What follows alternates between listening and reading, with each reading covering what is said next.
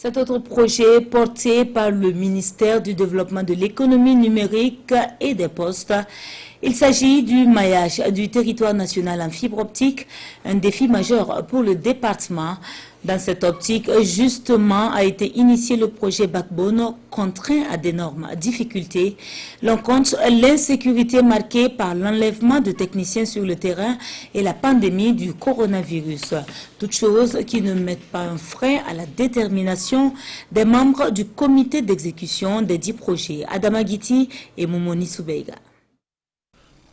Le comité de revue du programme budgétaire développement d'infrastructures de communication électronique du département en charge de l'économie numérique tient sa toute première session de l'année 2020. 5 projets, dont le projet Backbone national de télécommunications, sont en exécution dans le cadre de ce programme budgétaire. La difficulté principale, c'est le ralentissement des activités donc liées aux mesures qui ont été prises pour lutter contre le Covid-19, la question de la sécurité. Et vous savez même que sur certains de nos projets, sur le terrain, il y a eu des enlèvements de personnes. Donc tout cela amène à prendre des mesures qui donc résultent à un certain ralentissement dans la progression, la mise en œuvre des activités. Malgré les difficultés rencontrées sur le terrain, le département de Adja Fatoumata Ouattara ne compte pas baisser la garde. Il envisage de poursuivre sa politique de renforcement des infrastructures de télécommunications pour satisfaire les besoins des citoyens à travers le maillage du territoire national en fibre optique.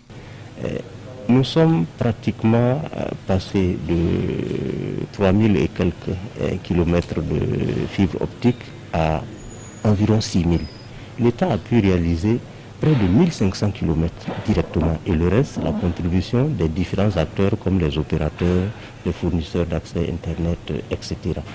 Donc la question des infrastructures, c'est vraiment le défi primordial. L'agenda du comité prévoit également l'examen de l'état d'avancement de l'exécution de projets et l'adoption des plans d'exécution révisés des projets pour le reste de l'année 2020.